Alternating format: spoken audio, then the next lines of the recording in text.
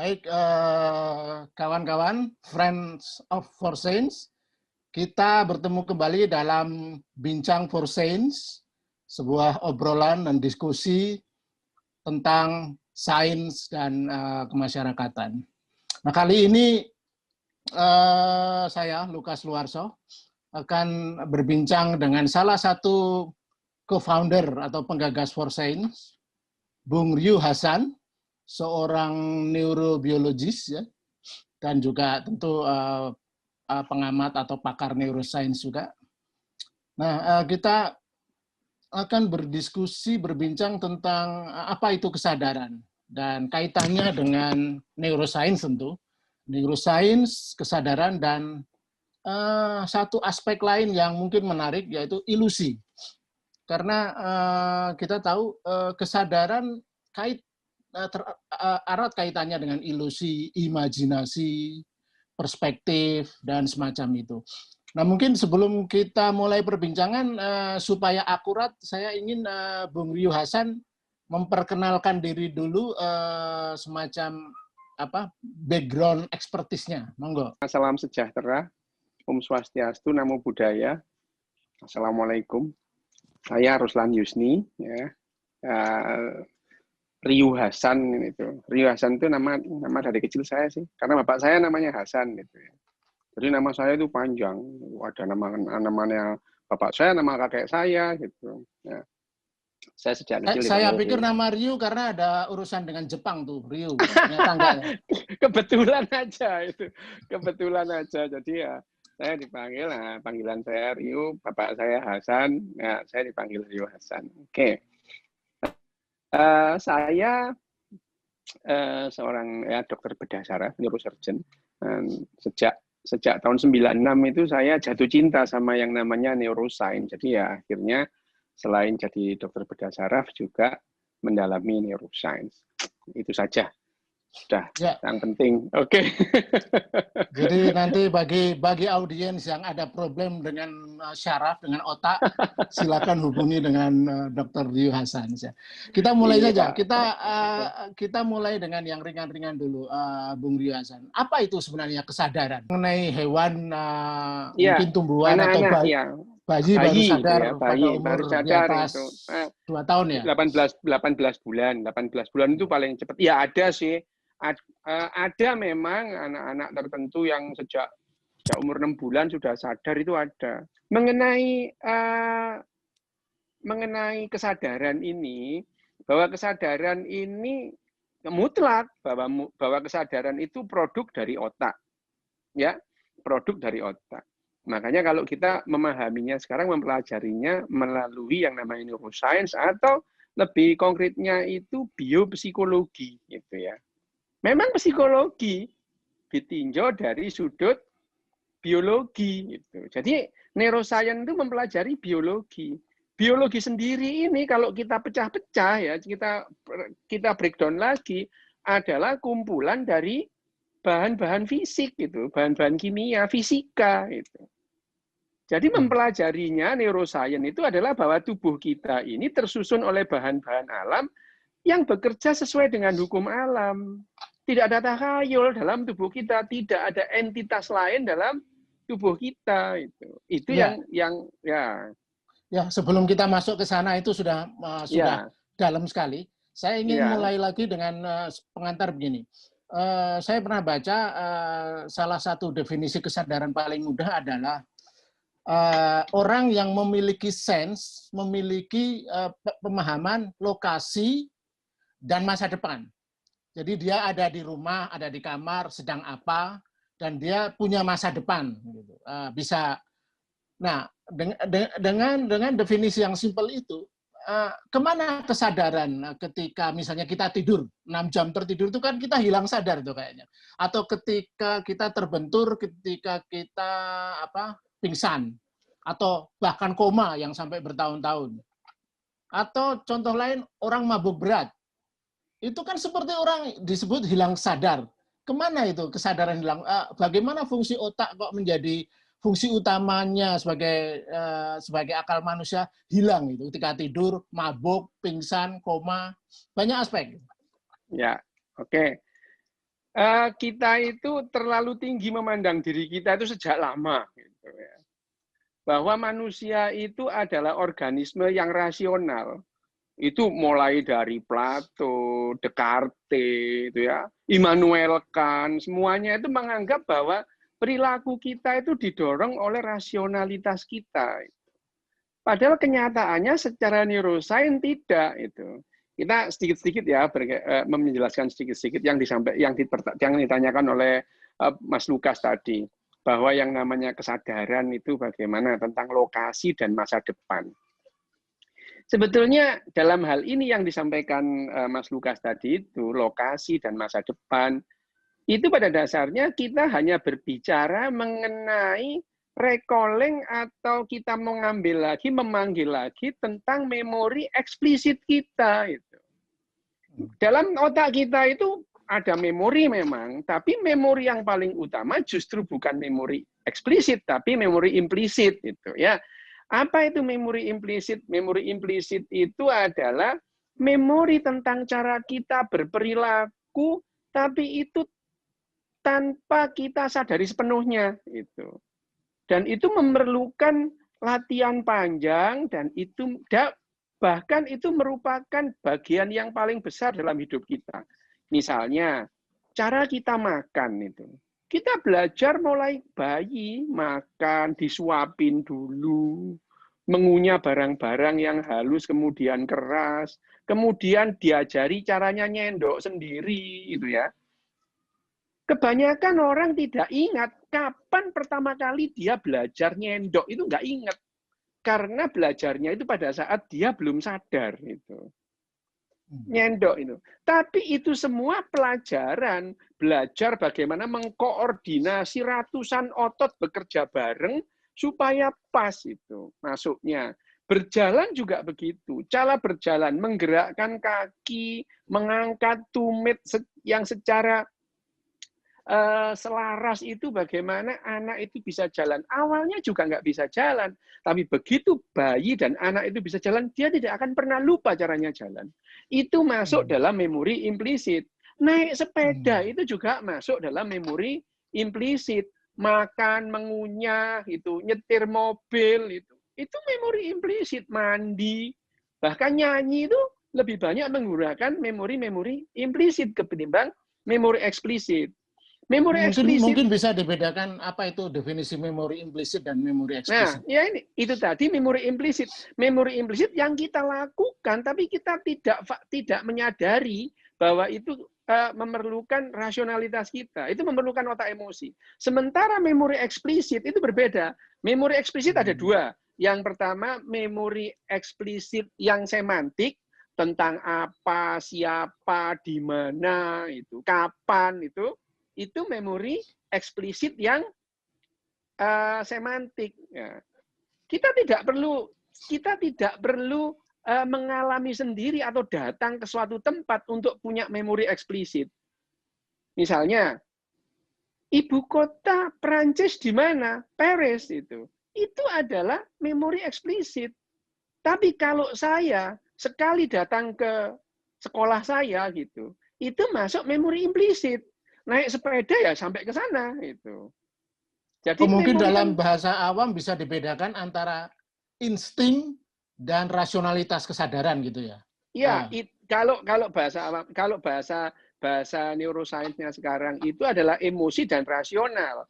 Emosi itu adalah yang namanya tadi mengandalkan memori-memori implisit tadi itu. Kita makan, kita bulu tangkis itu mengandalkan memori implisit bukan memori eksplisit ya. Bulu tangkis, latihan, main sepak bola. Jadi aktivitas kita sehari-hari hampir didominasi lebih dari 95% itu oleh memori implisit itu. Lah memori eksplisit tadi yang pertama, memori eksplisit yang semantik tentang apa, kapan, siapa, di mana itu memori eksplisit yang semantik. Ada lagi memori eksplisit yang episodik.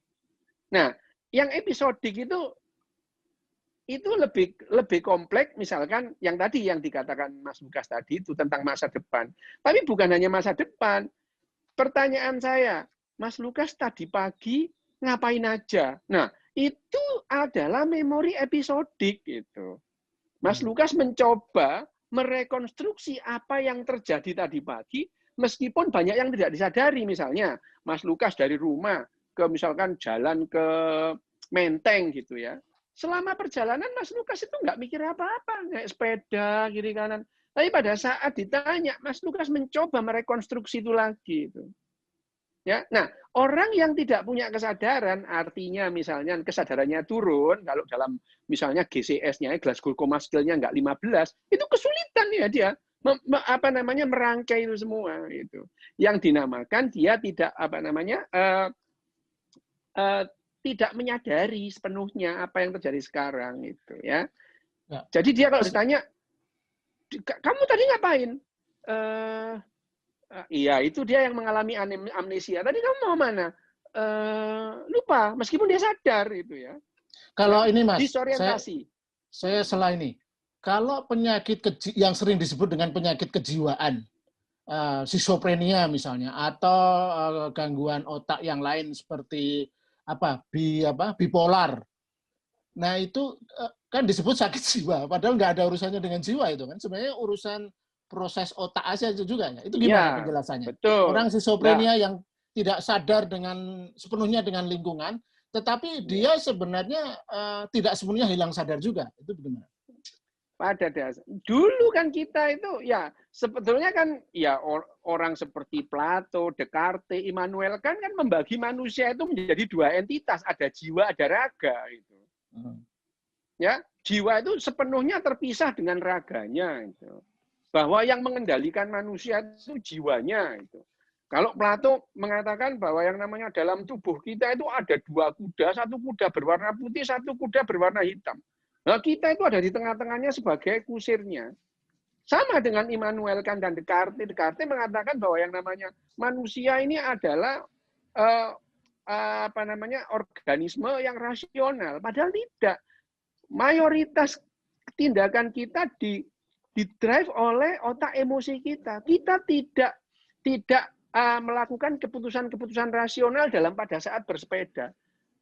Pada saat bersepeda mana kita itu mengatakan aku kaki kananku dulu mancal, baru dulu kaki kiri. Itu di luar kesadaran kita. Itu menggunakan memori implisit kita dan itu adalah kerja otak emosi. Nah, yang dikatakan tadi yang ditanyakan, bagaimana dengan orang-orang yang sakit jiwa? Ya memang mereka mengalami perbedaan cara kerja di otaknya itu. Sehingga dia memandang realita itu berbeda gitu, dengan orang-orang pada umumnya. Ya, itu yang menandakan bagaimana apa perbedaannya orang-orang dengan orang-orang yang sehat dengan orang-orang yang gangguan jiwa. Gangguan jiwa juga banyak, ada yang namanya neurosis, ada yang namanya psikosa. Nah, yang psikosa ini mereka itu tidak bisa membatasi, melimitasi dan tidak bisa berelasi. Berbeda dengan orang yang lain dan poinnya adalah apa bedanya orang yang disebut schizophrenia atau psikosa itu dengan orang yang sehat itu? Reasoningnya itu. Reasoningnya itu masuk akal apa tidak ini? Ya misalkan ini, kalau misalkan saya presiden itu, kalau yang begitu yang ngomong Pak Jokowi ya benar gitu.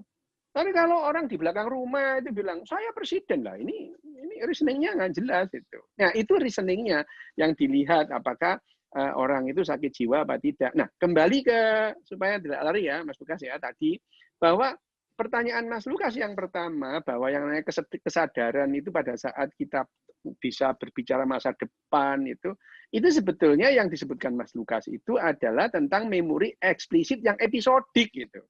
Dan memori eksplisit yang episodik itu tetap aja menggabungkan memori-memori eksplisit yang semantik. Misalnya Mas Lukas, rencananya apa minggu depan? Minggu depan saya mau ke Bandung bareng sama anak saya, naik mobil. Nanti saya mampir ke sini. Yang disebutkan Mas Lukas itu ada ngumpul di memorinya Mas Lukas sebelumnya. Itu. Mas Lukas tidak akan berbicara tentang tempat yang tidak pernah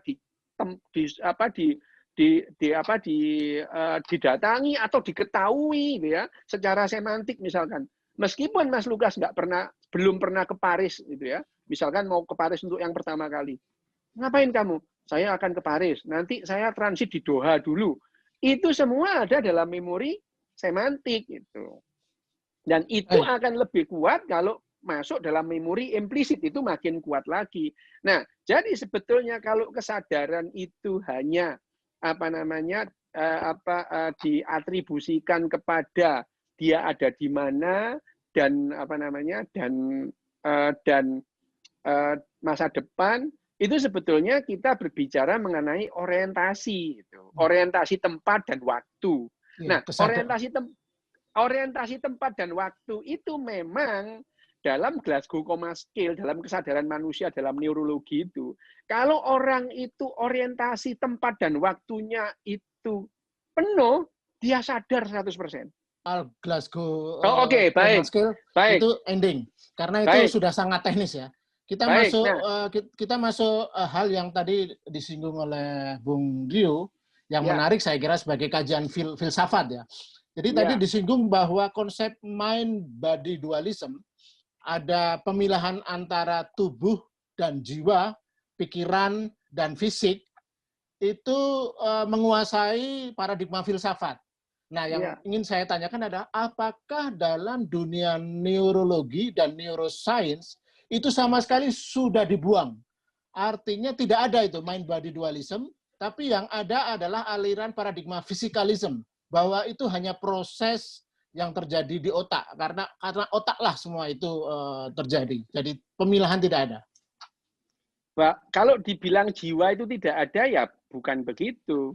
Kedokteran bahwa yang namanya neuroscience juga mengatakan kejiwaan itu ada. Hanya yang disebut kejiwaan itu adalah hasil kerja dari otak itu sendiri. Hasil kerja dari otak itu sendiri itu adalah kejiwaan. Jiwa itu ya, yang jiwa yang menggerakkan itu semuanya adalah yang namanya mood, affect, emosi, semua itu adalah hasil kerja otak kita. Hanya saja kalau kemudian pertanyaannya, misalkan emosi itu sudah jelas itu. Sejak lama kita sudah paham emosi, sampai tahun 96 itu, kita itu jauh lebih paham tentang emosi itu. Pada saat Antonio Damasio, dia awal-awal itu neuroscientist di tahun 90-an, Antonio Damasio, Joseph Ledoux yang mempelopori, mengkaji emosi secara mendalam, sampai akhirnya mereka menemukan yang namanya emosi itu apa, terus kemudian algoritma emosi itu apa, itu kita sudah tahu dengan jelas lah. Termasuk itu ya, yang saya pahami dari Antonio Damasio itu, bagaimana neuroscience sudah bisa memilah-milah bagian otak mana fungsinya untuk apa itu. Oh iya, betul, ya betul, ya itu fungsinya untuk apa, bahkan bagaimana kita beremosi, emosi itu apa, bahwa emosi itu adalah bagaimana otak binatang ini mengenali pola dan merespon pola itu dengan cepat, gitu ya, 50 sampai 200 nanodetik itu bereaksi itu.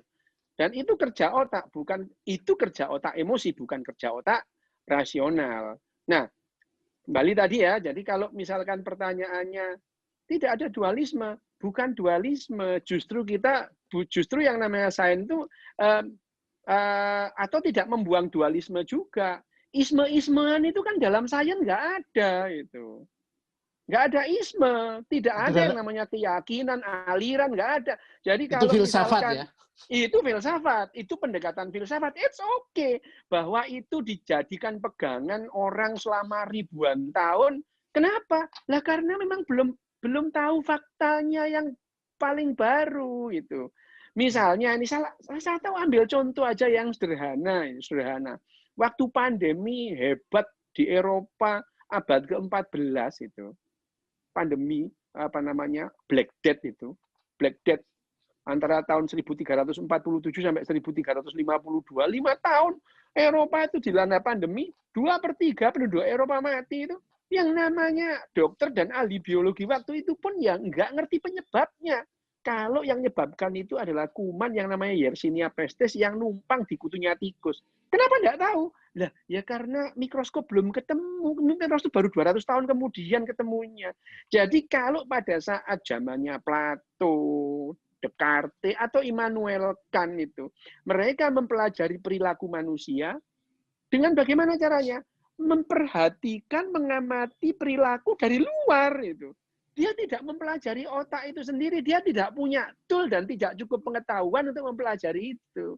Sementara di abad 20 sejak tahun 1226 itu, Leslie itu mau mencoba mencari memori atau di mana itu ya. Tahun 1926 terus dilanjutkan sampai terus kemudian tahun 60 akhirnya kita paham yang namanya emosi itu apa, memori itu apa, itu ya. Nah, sementara kalau kemudian sains ini, kalau kita mempelajari dan kemudian kita menemukan fakta baru yang bertentangan dengan kebenaran lama, ya kebenaran lama ditolak begitu saja. Karena sains itu tidak terobsesi dengan kebenaran. Baik. Jadi kalau kecenderungan yang saya tangkap memang dikotomi itu sudah tidak relevan dalam dunia sains ya, dualisme dan artinya ya dunia mental, dunia pikiran atau yang sering disebut jiwa itu juga produk otak juga gitu, produk hasil fisikalisme gitu. Nah pertanyaan saya ini kita masuk ke wilayah baru nih Mas, yang agak nuansa tekno saintis. Oke. Jika ternyata kesadaran itu adalah produk proses fisik di otak di tubuh kita dan bukan satu berkah dari spiritualisme yang maha bla bla bla itu, apakah suatu ketika nanti ya kita tahu kita baru punya komputer berapa sejak tahun 1960, berarti baru 60 tahun ya. Kita nggak bisa bayangkan kalau 60 tahun aja komputer sudah seperti yang bisa kita bayangkan saat ini, gimana komputer 200 tahun lagi. Nah pertanyaan saya, kita sekarang masuk awal dunia artificial intelligence. Yang jelas komputer itu lebih cerdas dari manusia itu sudah jelas, karena misalnya beberapa komputer sudah bisa mengalahkan para pemain catur. Garry Kasparov sudah kalah. Kemudian pemain dunia Go itu salah satu permainan yang paling rumit juga kalah oleh komputer. Nah, kalau soal intelijensia, kecerdasan manusia sudah jelas pasti kalah. Nah, kelebihan manusia dibanding mesin, komputer, robot adalah kesadaran. Nah, pertanyaan saya, kalau kesadaran itu proses fisikalis gitu, apakah suatu ketika nanti komputer atau artificial intelligence itu bisa sadar? Pertama, nih ya, kalau kita berbicara apakah yang namanya kesadaran itu adalah hasil dari proses-proses fisik? Absolutely yes. Gitu. Kenapa? Itu orang yang nggak sadar, orang yang sadar penuh ini ya, sadar penuh. Terus kemudian gula darahnya turun aja di bawah 60, dia nggak sadar kok. Gitu. Ya, jadi pengaruh kadar glukosa dalam darah itu bisa menurunkan kesadaran manusia. Gara-gara glukosa itu. Belum lagi kalau kemudian elektrolitnya turun, natriumnya turun, orangnya nggak sadar. Meskipun dia melek gini, tapi dia disorientasi. Dia tidak sadar secara sepenuhnya, dia tidak merasa dirinya ada, gitu ya. Itu jadi artinya bahwa kesadaran itu dipengaruhi atau dihasilkan oleh proses-proses fisik di otak. Kalau ada kondisi di otak yang tidak kondusif, tidak memungkinkan dia bekerja secara optimal, maka proses kesadaran itu pun hilang. Artinya kesadaran adalah proses dari reaksi-reaksi fisika dan kimia yang ada dalam otak. Ya, ini bahwa fisika. Yang kedua, mengenai kecerdasan. Kecerdasan itu memang yang namanya kesadaran itu merupakan salah satu variabel dari kecerdasan. Tapi kecerdasan tidak melulu soal kesadaran. Kecerdasan itu adalah, kalau secara biologi, kesadaran individu itu adalah bagaimana dia bisa bertahan hidup selama yang dimungkinkan. Pertama. Yang kedua, kalau kecerdasan itu spesies, berapa lama dalam rentang kehidupan di bumi itu satu spesies itu bisa bertahan hidup. Gitu. Misalnya ini ya, Homo sapien ini, 350.000 tahun bertahan. Belum apa-apa kalau dibandingkan dengan pendahulunya, misalkan Homo erectus yang 2 juta tahun bertahan. Artinya secara spesies, Homo erectus itu dia terbukti mampu bertahan 2 juta tahun. Kecoa ini 200 juta tahun kecoa masih ada loh, gitu ya. Berarti kecoa itu secara spesies itu cerdas itu. Kita masih 350.000 tahun, belum tentu nanti yang misalkan 100 tahun lagi manusia masih ada, belum tentu. Itu yang namanya kecerdasan. Nah, sementara kalau kita mengatakan kecerdasan neural, gitu ya, seperti yang disampaikan Mas Lukas tadi, bahwa komputer itu makin cerdas, iya, makin cerdas itu, tapi kalau misalkan kok bahwa manusia itu kalah cerdas dengan komputer, nanti dulu. Dalam hal apa gitu ya, bahwa mesin catur lebih cerdas dalam hal catur, oke gitu. Kalkulator lebih cerdas dalam hal menghitung, oke gitu. Tapi dalam hal hidup mereka masih tergantung manusia, nyolokin lah, dikasih baterai lah gitu. Jadi kecerdasan mereka, bahwa kemampuan mereka mengkalkulasi itu tidak identik dengan kecerdasan. Kecerdasan manusia itu misalkan kecerdasan emosi, itu ya, kecerdasan emosi. Main bulu tangkis itu lebih menggunakan kecerdasan emosi ketimbang kecerdasan rasional. Bahwa yang namanya kita mempelajari neuroscience ini adalah setelah manusia mempunyai komputer. Jadi waktu Alan Turing membuat prototipe komputer pertama ya, Turing mesinnya itu, terus kemudian tahun 60 mulai ada komputer. Ini ahli-ahli biologi itu mulai nebak-nebak, jangan-jangan ya otak kita itu kerjanya kayak komputer ini gitu. Lah ternyata benar gitu. Jadi sebetulnya komputer itu dibuat bukan niru otak. Setelah ada komputer kita baru mereka-reka, jangan-jangan otak kita tuh kerjanya kayak komputer. Nah, benar ternyata gitu ya. Nah, mengenai kapan kecerdasan kita itu akan misalkan didahului oleh, akan diselip itu ya oleh kecerdasan komputer. Nah, pada tahun 2026 itu 1 unit komputer itu kira-kira kecerdasannya itu sama dengan kecerdasan 1 bakteri gitu. Nah, pada tahun 2012 itu kecerdasan 1 unit komputer itu sudah menyamai ikan waktu itu ya. Jadi dari bakteri ke ikan itu hanya perlu waktu 6 tahun. Sementara kalau kehidupan ini dari kecerdasan bakteri sampai kecerdasan otak ikan itu memerlukan waktu miliaran tahun. Jadi pertanyaan Mas Lukas tadi itu keren banget pertanyaan itu. Jangan-jangan kita didahului. Oh iya memang itu ya. Dalam banyak hal kemampuan kita dalam melakukan beberapa hal itu sudah lewat gitu. Sudah lewat. Seperti sekarang. Dulu waktu Garry Kasparov itu pertama kali melawan Deep Blue, terus Deep Blue-nya kalah tahun 84. Garry Kasparov itu dengan nepuk-nepuk dada itu bilang tidak ada satu mesin pun yang bisa mengalahkan manusia dalam hal main catur. 3 tahun kemudian Deep Blue itu tidak ada yang bisa mengalahkan, tidak ada orang yang bisa mengalahkan Deep Blue sampai sekarang. Sama, kalkulator malah lebih dahulu, bahwa secepet-cepetnya anak diajarin mental aritmetika atau tetap kalah sama kalkulator. Iya, itu pertanyaan saya masih belum dijawab. Artinya, apakah suatu ketika nanti, ketika mesin artificial intelligence sudah berkembang sedemikian rupa, akan bukan hanya menyamai kesadaran manusia, tadi dibilang ke level kesadaran komputer itu selevel ikan saat ini. Mungkin sekarang sudah berkembang. Kecerdasan. Ya, monyet ya, mungkin. Nah, tapi gini, dalam dunia artificial intelligence itu kan dibagi menjadi 3 level, Bung Rio. Ya. Jadi level yang disebut artificial yang sekarang itu masih yang normal gitu. Nah, yang kedua adalah artificial general intelligence. Nah, sekarang kita menjelang menuju ke sana. Nah, AGI ini yang disebut artificial general intelligence itu punya kemampuan sudah seperti manusia dalam hal kecerdasan jelas lebih, tetapi juga mulai sadar karena dia bisa merancang software sendiri, memperbaiki sendiri dan semacam itu. Nah, nanti pada level ketiga yang disebut artificial super intelligence atau ASI, itu sudah kecerdasannya sudah kayak dewa-dewa Olympus dan bahkan ada yang menyebut Tuhan gitu.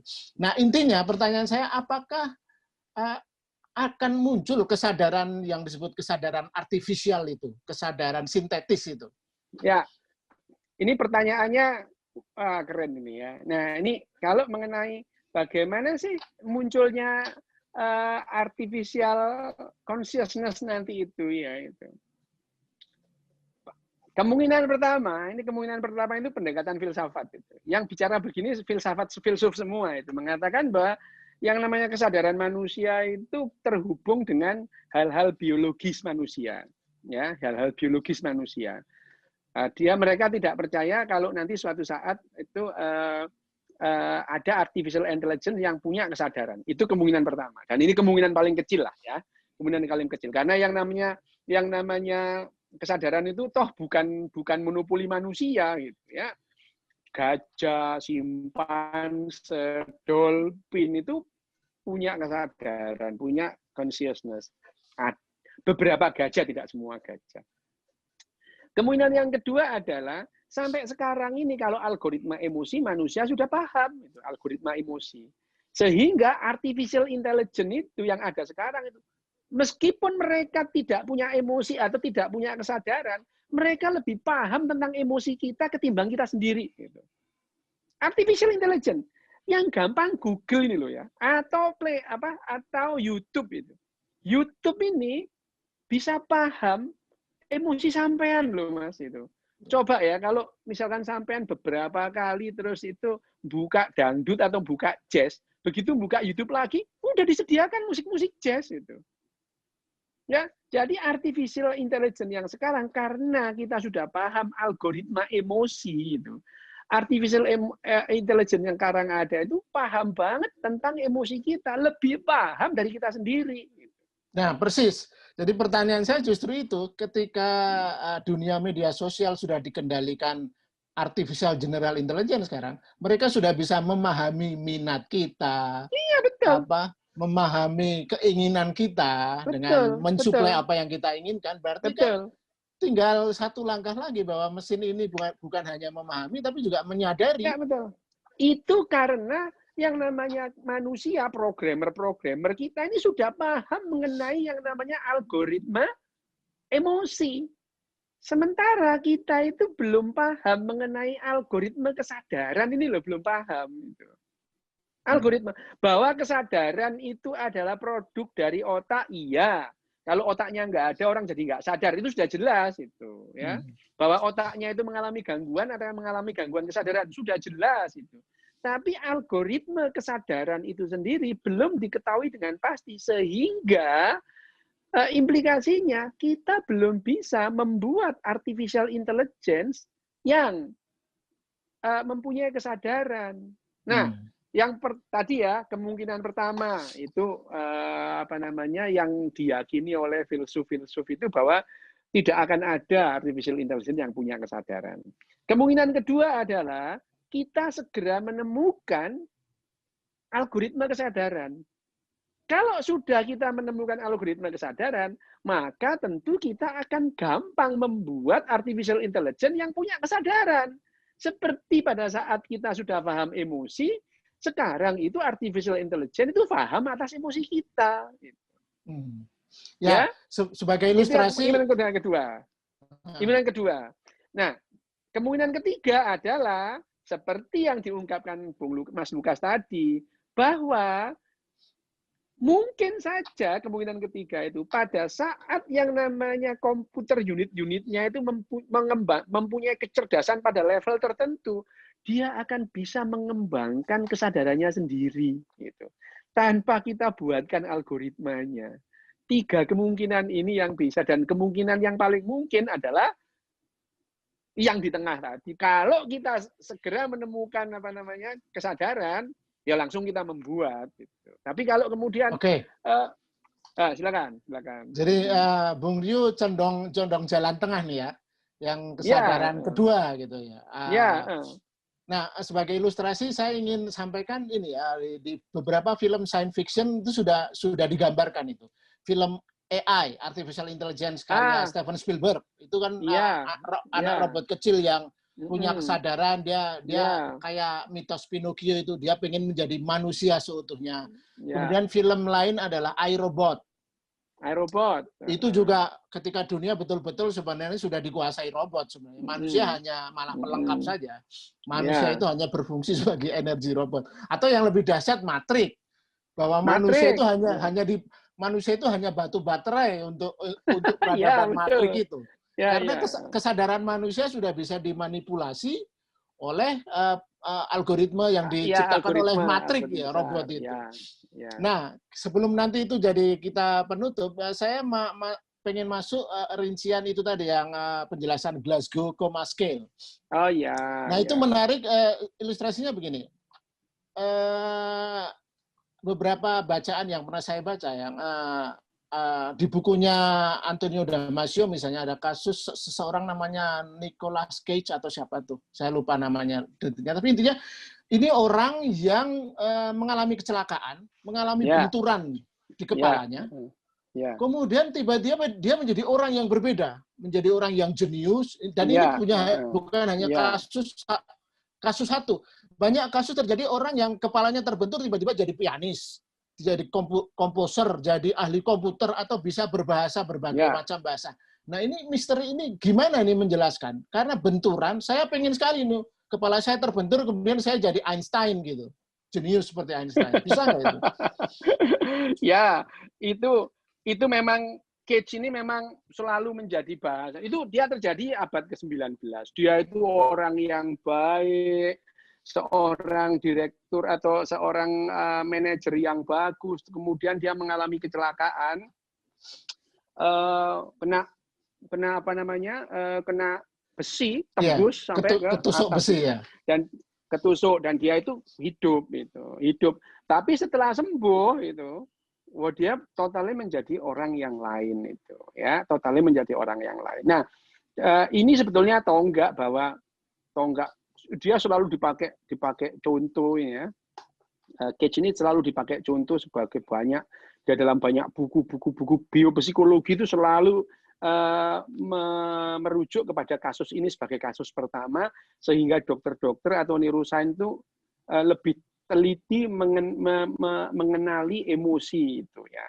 Nah, sementara kalau yang dinamakan Glasgow Coma Scale itu adalah sebetulnya ini tool bagi dokter. Tool bagi dokter untuk menilai tingkat kesadaran, mengevaluasi tingkat kesadaran, apakah tindakan-tindakan dokter itu ada progresnya gitu ya. Mengenai kalau kita mengalami ketidaksadaran karena benturan misalnya, atau karena gangguan-gangguan metabolik. Supaya apa? Supaya dunia kedokteran itu mempunyai patokan yang lebih objektif itu, atau objektif yang kuantitatif itu mengenai kemajuannya. Misalnya kalau dulu itu ada yang namanya ada namanya tingkat-tingkat kesadaran yang subjektif hitungannya, misalnya kompos mentis, terus kemudian stupor, sopor, koma, itu menilainya bagaimana itu. Kompos mentis itu sadar penuh gini. Nah, kemudian Glasgow Coma Scale itu jadi kesepakatan bahwa itu bisa menentukan tingkat kesadaran seseorang itu dengan lebih kuantitatif, dikuantifikasi gitu ya. Misalnya ini kan Glasgow Coma Scale itu nilainya itu antara 3 sampai 15 gitu ya, 3 sampai 15. Ada 3 variabel yang dihitung dalam Glasgow Coma Scale. Yang pertama adalah respon buka mata. Respon buka mata itu nilainya adalah 1, 2, 3, 4. Jadi kalau ada orang diem-diem buka matanya melek gini, itu adalah jadi respon buka matanya 4 gitu. Tapi kalau kemudian dia itu hanya melek kalau dipanggil atau dijawab, buka mata, ya buka gitu itu, berarti respon buka matanya 3 gitu. Ada orang yang buka matanya itu hanya kalau disakitin, dicubit itu terus dia buka mata itu. Jadi dia buka mata karena rangsangan nyeri itu. Itu nilainya 2 itu. Kalau dicubit diapain matanya tetap merem, itu adalah 1 gitu. Jadi 1, 2, 3, 4. Glasgow Coma Scale variabel yang kedua adalah respon verbal gitu. Kalau ditanya itu misalkan verbalnya itu 1, 2, 3, 4, 5. 5 yang disebut 5 itu kalau dia itu orientasi full, yang namanya orientasi tempat dan waktunya bagus gitu ya. Ditanya itu, kamu di mana ini? Ini di rumah sakit. Kamu tadi ngapain? Kecelakaan ya kayaknya tadi ya itu. Dia paham itu. Itu berarti respon verbalnya 5. Kalau dia turun, kamu di mana ini? Ini apa di mana ya? Ini di mall kayaknya ya. Dia melek bisa ngomong hanya dia ngomongnya dia disorientasi tempat atau waktu. Itu nilainya 4 itu. Yang 3 itu dia bisa menyebutkan kalimat itu tidak penuh gitu. Tidak penuh. Jadi dia hanya bisa menyebutkan kata aduh gitu ya. Aduh Bapak gitu. Itu 3. 2 itu kalau dia hanya menyebutkan suara aja, itu 2. Kalau dia tidak keluar suara sama sekali, itu 1. Nah, variabel yang ketiga itu adalah motorik gitu. Respon motoriknya itu ada 6 nilai. Mulai dari yang paling bagus, yang 6 itu adalah dia obey command. Angkat tangannya, diangkat gitu ya, angkat gitu. Nah, kalau itu yang angkat tangan itu itu 6. Yang 5 itu dia melokalisir nyeri. Jadi kalau dicubit gitu ya, terus tangannya misalkan dicubit ini ya, tangannya yang sini itu terus megang itu. Jadi dia bisa melokalisir nyeri. Itu nilainya 5 gitu. Yang nilainya 4 dia itu kalau dicubit dia narik, withdrawal. Jadi dicubit tangannya dia narik ini. Itu withdrawal ya. Jadi poinnya ini semacam gradasi kesadaran gradasi, gitu ya? Gradasi. Nah, yang level 3 itu kalau dia disakiti, nyeri, dia itu melengkung gini, melengkung seret gitu ya. Itu sudah jelek. Nah, kalau yang kemudian dicubit terus mulet gini, itu levelnya 2. Dicubit diapain aja diam itu 1. Jadi kalau dijumlah dari 3 variabel tadi, paling kecil adalah 3, paling tinggi adalah 15. Itu Glasgow Coma Scale. Nah, kemajuan atau progres dari kesadaran pasien tiap saat dan tiap hari itu bisa dinilai dari nilai kesadarannya. Misalkan kemarin kesadarannya berapa? 6, sekarang 9. Bagus, ada kenaikan 3 poin gitu ya. Itu sebetulnya Glasgow Coma Scale itu tool bagi dokter untuk menilai progres, perkembangan atau penurunan dari yang terjadi pada kesadaran pasien. Tapi yang disebut sadar penuh 15 consciousness itu adalah itu tadi. Kalau 15 penuh, begitu turun 1 level, orang itu sudah tidak merasa ada. Meskipun dia masih bisa teriak-teriak, bisa jerit-jerit, bisa mulet-mulet gitu. Itu yang namanya Glasgow. Dalam pemahaman saya ini skala Glasgow ini semacam salah satu bukti lain bahwa kesadaran itu urusan benar-benar fisikalis gitu ya. Otak, betul. Ya. Iya, itu betul. Baik, ini bagian penutup ini kita sedikit agak berimajinasi atau berilusi. Iya, boleh. Nah, tadi kita bahas kupas sedikit tentang ilustrasi science fiction ya, film AI, kemudian iRobot dan Matrix. Matrix itu kan film yang bisa dinikmati sebagai film action, tapi juga filsafat dan bahkan secara sains juga menarik gitu. Nah, pertanyaan saya, apakah berarti pada titik tertentu nanti, walaupun Bung Ryu tadi dalam penjelasan menyebutkan termasuk kategori kedua nih dalam hal bahwa kemungkinan nanti artificial intelligence bisa sadar itu pada level 2, jadi bukan yang ketiga. Nah, kalau saya yang awam ini, saya bukan ahli, tapi saya punya feeling nanti bisa masuk ketiga. Bahkan manusia itu tidak bisa masuk level kesadaran 3 tanpa bantuan artificial intelligence. Jadi manusia baru bisa secara optimal mengoptimalkan potensinya, potensi kecerdasannya, potensi kesadarannya, mengontrol emosinya, itu baru pada level ketiga nanti. Karena manusia ini meskipun cerdas sekarang, pintar, tapi kan emosinya seperti emosi belalang sebenarnya. Kalau kesentuh sedikit ngamuk gitu. Artinya secara emosi kita itu masih pada peradaban hewan sebenarnya. Nah, itu yang manusia tetap tidak bisa kontrol kan sekarang ini. Setuju nggak, Mas Yu? Nah, intinya ini yang bisa mengontrol itu adalah ketika manusia bergabung dengan artificial intelligence. Ketika apa yang sering didiskusikan sebagai wacana transhumanism, beyond human gitu. Jadi manusia hanya bisa mengatasi problem-problem fisikalisnya, emosinya, itu kalau manusia sudah menjadi transhuman. Nah, pertanyaan saya, ketika kesadaran nanti bisa, kesadaran manusia yang paling tinggi itu dibantu oleh artificial intelligence atau augmented, ada konsep augmented consciousness atau virtual consciousness.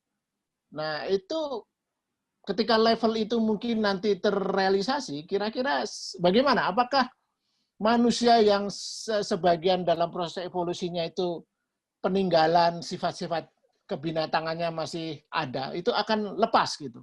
Jadi manusia yang sudah, kalau dalam konsep Jawa itu apa ya? Anjing ajur-ajur. Beyond manusia, manunggaling kawula Gusti semacam itu. Kira-kira bagaimana dengan Gini, Mas Lukas, yang pertama saya klarifikasi dulu bahwa yang saya lebih setuju kemungkinan yang paling besar itu adalah manusia segera menemukan algoritma kesadaran sehingga manusia membuat artificial intelligence yang berkesadaran.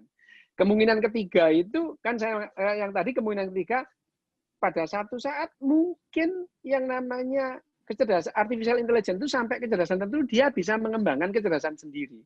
Tapi kemungkinan yang paling cepat yang kedua ini, melihat bahwa kita terus mengamati cara kerja otak kita.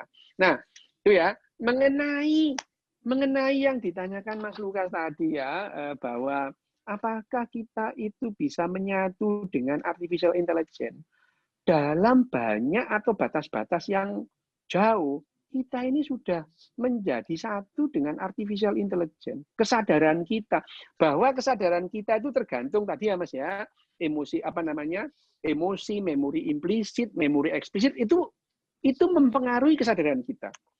Dan sudah sejak lama kita ini sebetulnya cyborg gitu. Sejak lama itu. Sejak lama. Sekarang Mas ya, sekarang ini kalau kita itu ngitung-ngitung itu, ya pakai kalkulator. Di sini ada kalkulatornya itu ya.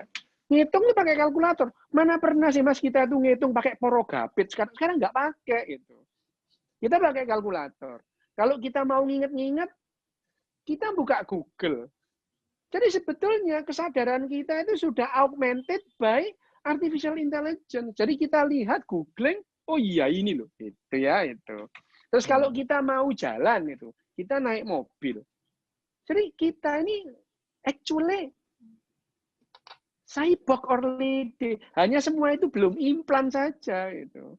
Kalau saya sejak lama itu orang itu nggak bisa baca pakai kacamata. Ini sebetulnya meningkatkan kecerdasan mata kita untuk tetap bisa melihat itu.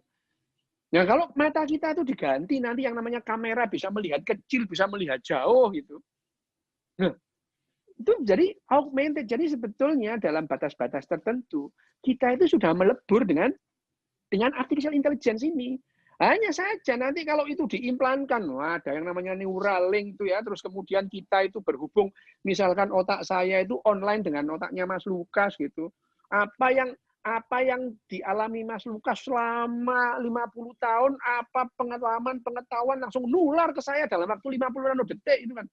Atau pengetahuan saya juga nular ke sana dalam waktu 50 nanodetik. Nah, kecerdasan kita kan juga bertambah itu. Jadi akhirnya yang sekarang ada ini mau tidak mau satu Mas. Saat ini memang dalam keadaan atau dalam kondisi banyak kondisi itu manusia tidak bisa mengalahkan yang namanya kecermatan dan keakuratan komputer. Satu. Ya, soal ngitung, soal kalkulasi, soal menentukan jarak, itu sudah itu tidak ada manusia itu yang bisa mengalahkan artificial intelligence. Tapi yang kedua, dalam banyak hal artificial intelligence tidak bisa menggantikan kemampuan manusia dalam hal tertentu. Belum bisa. Terutama dalam hal kesadaran, merawat orang lain itu, memerlukan passion, empati itu mereka belum bisa. Nah, dua hal ini yang sekarang kita hadapi. Nah, yang paling baik gimana? Yaitu tadi, bagaimana otak manusia dengan artificial intelligence itu terus kemudian bekerja sama menghasilkan yang paling baik untuk siapa? Ya untuk manusia dong, ya itu. Itu yang isunya itu adalah demikian. Meskipun arahnya nggak begitu, itu. Arahnya kita ini bahwa yang namanya kecerdasan bergerombol kita diacak-acak oleh yang namanya artificial intelligence ini. Bayangkan aja nilai yang kita udah pegang lama runtuh gara-gara artificial intelligence itu. Bagaimana misalkan yang konkret itu ya, nilai-nilai yang dipegang oleh orang rakyat Amerika atau orang Inggris itu runtuh dengan Brexit, terus kemudian dengan Trump fenomenanya menggunakan artificial intelligence. Nah, ini pertanyaan terakhir nih untuk menutup pertanyaan terbuka ini, agak spekulatif. Bagaimana dengan ilusi, Mas? Kita tahu otak kita ini kan selain memproduksi kecerdasan, kesadaran, tapi juga memproduksi ilusi. Kita contoh yang paling konkret, ilusi yang fisikalis adalah otak kita bisa memperseptualkan pelangi. Nah, itu kan dari dalam dunia fisika itu pelangi itu kan nggak ada sebenarnya. Itu kan adalah otak karena menafsirkan warna dan sebagainya. Jadi, tapi kalau kita mau pegang sebenarnya kan nggak ada. Kita kejar tuh si pelangi nggak akan ketemu karena itu nggak ada. Nah, contoh lain adalah dunia-dunia yang agak mitologis, adanya hantu, bahkan konsep-konsep spiritual yang sufisme dan sebagainya itu. Nah, itu kan bagi saya itu adalah ilusi. Nah, apa ini kaitan kesadaran dengan ilusi? Yang pertama, ribuan tahun manusia nggak tahu apa-apa itu nggak apa-apa, Mas. Bahagia-bahagia aja. Gitu. Ya, jutaan tahun manusia itu nggak tahu yang namanya bumi itu bulat, ya nggak apa-apa. Mereka bahagia, bisa beranak pinak, bisa bereproduksi. Jadi sebetulnya pengetahuan ilmiah itu sendiri bagi seekor spesies atau bagi spesies nggak penting-penting amat. Gitu. Nggak penting-penting amat. Gitu. Bahwa itu maksudnya manusia membangun ilusi ada kaitannya dengan itu? Oh iya, bahwa yang namanya otak itu diperlukan adalah bagaimana satu individu itu bisa bertahan hidup selama yang dimungkinkan. Itu adalah tugasnya otak. Gitu. Ya, bagaimana nanti mencari buruan, bagaimana menghindari predator. Itu kan dalam harus survivability itu, individu itu. Itu tugasnya otak itu. Rasa nyaman, rasa bahagia itu mendukung dia makin panjang usianya. Itu adalah kerjanya otak juga. Bahwa yang pengetahuannya dia salah atau benar, itu tidak penting bagi otak. Yang penting bahagia itu. Yang penting dia nyaman. Apakah ilusi bisa dikategorikan sebagai antitesis kesadaran? Artinya kesadaran, ilusi produk non-kesadaran? Tidak juga. Kita tidak bisa membuat yang namanya kesadaran dan ilusi itu berseberangan. Otak kita itu bekerja itu rumit dan banyak faktor. Bahwa dikatakan bahwa ilusi dan kesadaran itu adalah sesuatu yang berlawanan. Tidak demikian. Bahwa ini adalah variasi dari kerja otak, iya. Tapi bahwa kesadaran itu lawan kata dari ilusi, itu tidak begitu. Cara kerja otak tidak demikian. Ilusi dan kesadaran itu melibatkan sirkuit-sirkuit yang tumpang tindih. Gitu. Melibatkan memori, melibatkan emosi, melibatkan aspek-aspek yang lain, melibatkan keinginan untuk survive. Tumpang tindih.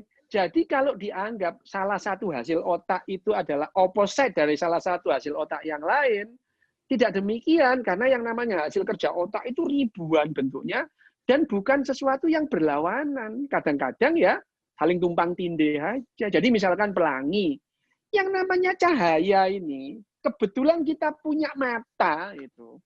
Kebetulan kita punya mata yang bisa menerima cahaya, hanya saja dari range cahaya yang luas ini, mata itu hanya bisa melihat salah cuplik cahaya. Yang namanya sinar gamma, sinar beta, X-ray, kita nggak bisa lihat mata kita ini.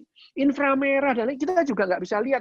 Meskipun panjang gelombangnya dan frekuensinya itu jauh.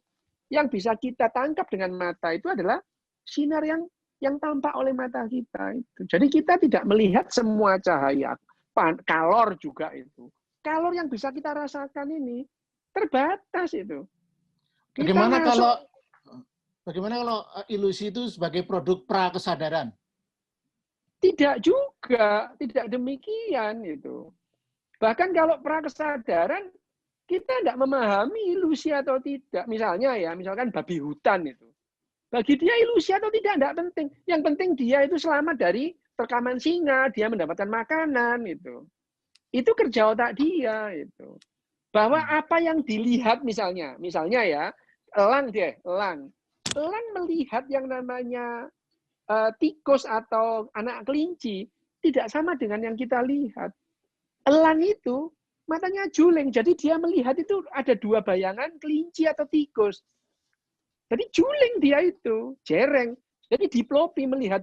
Tapi itu diperlukan bagi dia untuk menentukan sudut elevasi untuk menangkap tikusnya. Jadi dia bisa memperhitungkan gerakan atau kecepatan tikus dengan elevasinya elang turun. Itu yang memberikan keuntungan evolusioner itu. Jadi yang dilihat oleh elang tentang tikus itu berbeda yang kita lihat tentang tikus. Apakah itu ilusi? Bukan. Itu adalah perbedaan persepsi di otak masing-masing. Gitu. Baik, ini pertanyaan benar-benar terakhir, mungkin dijawab ringkas saja.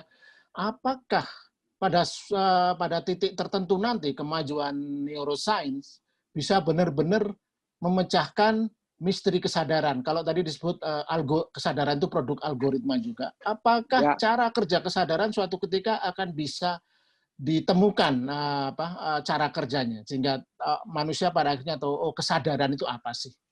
Ya, bahwa kita makin mendekati untuk tahu tentang kesadaran, iya, makin mendekati. Suatu saat akan ketemu, kemungkinan besar iya. Pasti ya belum tentu, Mas. Kalau besok ada gunung meletus, duer manusia punah, ya nggak bakal ketemu kan kesadaran ini, gitu ya. Jadi bahwasannya kemungkinan kesadaran itu akan kita temukan, iya, kita makin dekat untuk menemukan algoritma kesadaran, makin dekat ya. Hanya belum tahu pastinya. Nah, apakah pasti kita segera menemukan? Nah, selalu ada kemungkinan bahwa itu kita punah sebelum semuanya ini jelas itu. Ya, manusia ini pernah nggak ada, dan suatu saat nggak ada juga nggak apa-apa gitu. Alam semesta ini nggak apa-apa kok tanpa manusia gitu. Baik, Bung Bio. Ya, hanya kalau sekarang kita ini mempunyai keinginan untuk survive, ya kita lakukan. Oke, gitu Mas ya. Baik, ya terima kasih sekali atas uraiannya yang sangat menarik dan sesuai harapan. Kita harap kita tidak punah dulu. Dan kita bisa menemukan makna kesadaran tertinggi itu sebenarnya apa, sehingga misteri eksistensi ini akan terpecahkan. Baik, kita akan berjumpa lagi nanti dalam tema-tema mendatang dalam Bincang Forsain. Sampai ketemu. Salam, terima kasih. Salam.